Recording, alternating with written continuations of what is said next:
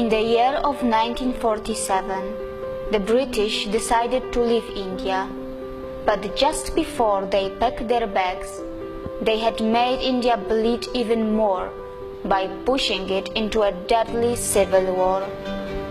Who would have thought at that time that just in a few decades, Indian companies would be buying and taking over the top British brands like Jaguar, Range Rover, or the famous tea brand that we know as Tetley? Who would have imagined that an Indian brand Tata would buy a steel company Corus and provide jobs to the British in their own land, but without making it a colony? Actually, I will not be very surprised if this video will shock the international community a bit. When you hear the word India, the images that come to your mind are something like this. When the media in your country talks about India, they show you clips like this. But what they are not showing you, and what they are actually hiding from you, is that India also looks like this. Who could have thought a few decades earlier that the British government would be panicking and calling a special session of Parliament when an Indian company Tata would decide to sell their brand Corus, which would be making thousands of British jobless? Who could have thought that in just a few decades after the independence from the British, an Indian company Tata would actually become the biggest private sector employer of the UK? It took just a few decades for the Indians to show what they were capable of, and all of this was done in a complete fair business environment, not by colonizing, looting and killing as the British did. And I am not talking about just one Indian brand. Today, there are many brands and individuals from India who are creating huge business empires on the land of the UK. But Indians are not here to take any revenge or prove a point. They are just doing what they have been always good at. And that is not just yoga, Ayurveda or IT. Indians, who are the masters of spirituality, are also masters in business. Indian economy has finally gained momentum. And mind you, it has not got to the 5th gear yet. Probably it is still in the 2nd gear. But what is surprising, that even in the 2nd gear, it has already become the fastest growing major economy in the world, already taking over China in that regard. And India still has so much of unutilized potential which is lying in its reserves. Now let's talk about the major industries of India. IT sector.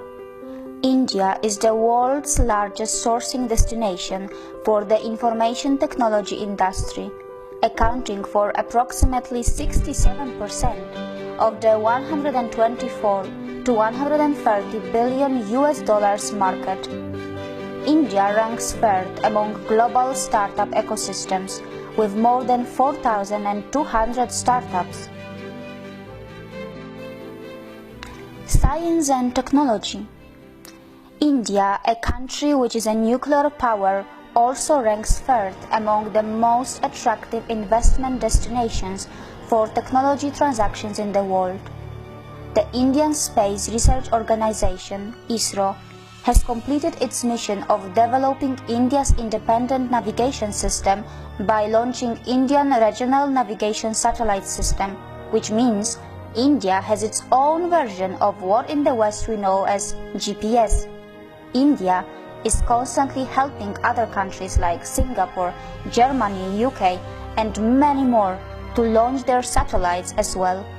It has successfully undertaken space mission to Moon and even Mars. Pharmaceuticals sector. The Indian pharmaceuticals market is the 3rd largest in the world in terms of volume, and India is the largest provider of generic drugs. Gems and jewelry sector. India is one of the largest exporters of gems and jewelry in the world. They are a hub of semi-precious and precious stones. How many of you actually knew that 95% of diamonds in the world are cut, polished, and processed in India? And most of it happens in just one city of India, that is called Surat. Healthcare sector. India is fast becoming a hub of medical tourism of both types of healthcare, modern medicine and natural, which includes Ayurveda and other natural treatments. It has the advantage of the new state-of-the-art hospitals and well-trained and high-skilled professionals, which is supplemented by its low cost.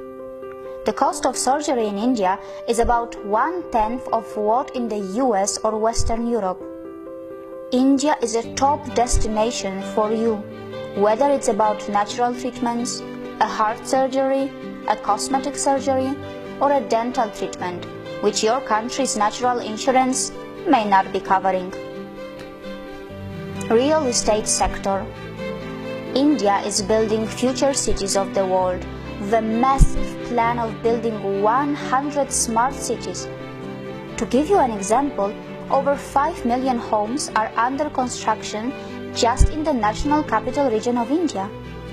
A majority of people in India still live in villages, and India is preparing itself for the biggest migration of its people from villages to the cities, at a scale which the mankind has probably never seen before. Infrastructure sector. India is growing its infrastructure at an unbelievable speed. Did you know that its capital already has around 250 kilometers of modern metro rail? And it's going to add a few hundreds more, which is going to make it the biggest in the world, close to Shanghai. Almost all its major cities are seeing the rapid development of metro, and the construction of bullet trains connecting the major cities are underway too. Not just that, India is developing infrastructure in the other parts of the world and growing its influence by making ports and developing other mega infrastructure outside India too. Automobile sector.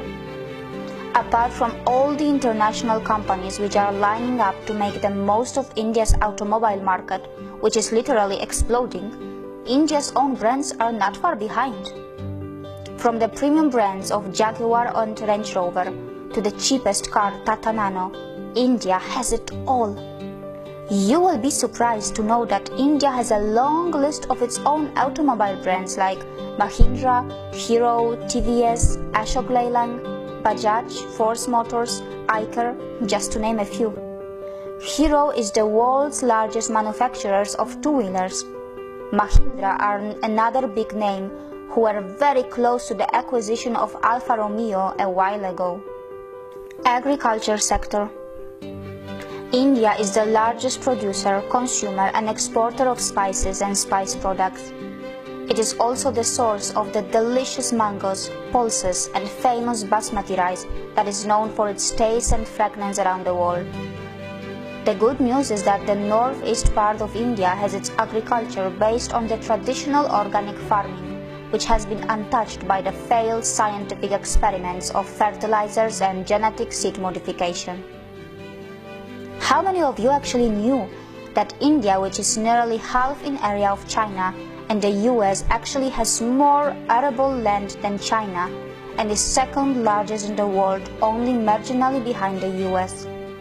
Also, other sectors of India are worth a mention here, such as cement industry, which is the second largest in the world. Also, India is growing rapidly in biotechnology, aviation, banking and insurance, film industry, media and entertainment, and many more.